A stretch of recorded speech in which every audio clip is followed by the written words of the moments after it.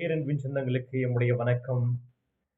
நேற்றைக்கு உச்சநீதிமன்றத்தின் துணை விடுவிப்பின் மூலமாக ரூ. 10 பாட்டிலுக்கு வசூல் செய்ததும், போக்குவரத்து துறையில் அதிமுகவில் இருந்தபோது பல லட்சங்களை பெற்றுக்கொண்டு ஓட்டுநர் பணி, நடத்துனர் பணி வழங்கியது உள்ளிட்ட பல்வேறு விடயங்களில் இன்றைக்கு முதலமைச்சராக இருக்கக்கூடிய ஸ்டாலின் அவர்கள் பல மேடைகளில் கரூரிலே பேசும்போதும், எப்படியெல்லாம் திட்ட வேண்டுமோ அப்படியெல்லாம் திட்டி பேசியிருப்பதை நீங்கள் எல்லோரும் அறிவீர்கள். தேர்தல் பிரச்சாரத்தில் எப்படி அதிமுகவில் இருந்தபோது செந்தில் பாலாஜி என்ற ஒரு கொள்ளைக்காரர் இருக்கிறார் என்பதை தெளிவுபடுத்தினார்.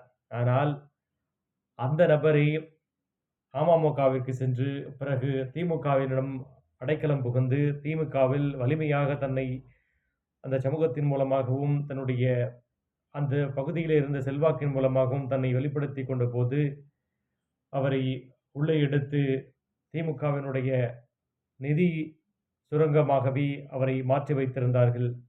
அப்படி எல்லா இடங்களிலும் இருந்து பணத்தை கொள்ளையடித்து ஒயிட் காலர் கிரிமினல்ஸ் என்று சொல்வார்களே, அதுபோல பணத்தை எப்படி மக்களிடமிருந்து அல்லது பிறரிடமிருந்து பறிக்க வேண்டும் என்பதை தன்னுடைய அதிகாரத்தின் மூலமாகவும் ஆளுமையின் மூலமாகவும் பறித்து அதை தமிழகத்தினுடைய ஆட்சி பொறுப்பில் இருக்கக்கூடிய குடும்பத்திற்கு எப்படியெல்லாம் கொடுத்தார், அல்லது அந்த மந்திரிகளுக்கு தன்னுடைய சகாக்களுக்கு எப்படியெல்லாம் அந்த நிதி சென்றது என்று பல்வேறு கோணங்களில் இடி விசாரணை செய்து கொண்டிருக்கிறது.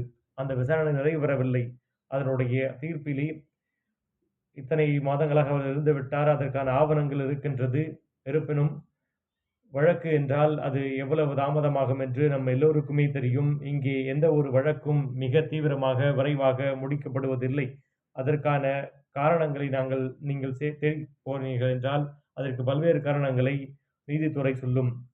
அது ஒரு புறம் இருக்க, பிணையில் தான் விடுவிக்கிறோம், இது நிரந்தர விடுதலை அல்ல என்பதை நீதிபதிகள் தெளிவுபடுத்தியிருக்கிறார்கள். இவர் குற்றமற்றவர் என்று ஏதும் இல்லை. வாங்கிய பணத்தை கொடுத்து விட்டோம் என்று கூறியிருந்தாலும் இடையிலே அந்த பணம் பெற்றுக்கொண்டு பணம் எங்கே சென்றது, என்னென்ன முதலீடுகள் செய்யப்பட்டது என்று இடி விசாரித்துக் கொண்டிருப்பது ஒரு புறம். அந்த பணிக்கு பணம் செலுத்தி வேலை கிடைக்கவில்லை என்று ஒதுங்கியிருந்தவர்கள், வேலை கிடைக்காமல் தவித்தவர்கள், அவர்களுக்கான ஒரு வினா இருக்கிறது. அவர்களுடைய தீர்ப்பு அவையெல்லாம் தாமதப்படுத்திக் கொண்டே இருக்கிறது.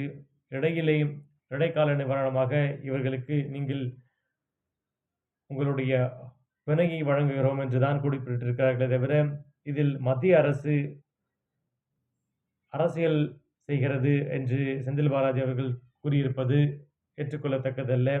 அரசியல் எப்பொழுதும் இருக்கும், அது வேறு விடயம். ஆனால் இவர் குற்றமற்றவர் அல்ல என்பதை தமிழ் சமூகம் என்றைக்கும் புரிந்திருக்க வேண்டும்.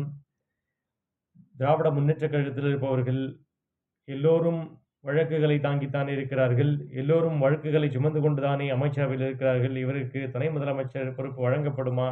நீ செய்த தியாகம் பெரிது என்று ஸ்டாலின் அவர்கள் சொல்லியிருக்கிறாரே. அப்படிப்பட்ட பெரிய தியாகத்தை செய்திருக்கக்கூடிய செந்தில் பாலாஜிக்கு துணை முதல்வர் பதவி வழங்கப்படுமா என்ற வினாவும் எல்லோரிடத்திலும் இருக்கிறது. நன்றி, வணக்கம்.